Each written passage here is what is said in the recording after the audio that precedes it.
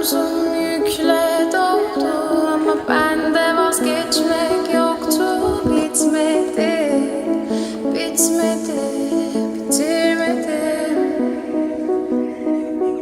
Ben özel değilim ya da öyle bir şey ama sen varken hep böyle hissettim, böyle hissettim. Yanan her şey gülmüyor olmalı, bunu sen de hatırlarsın da artık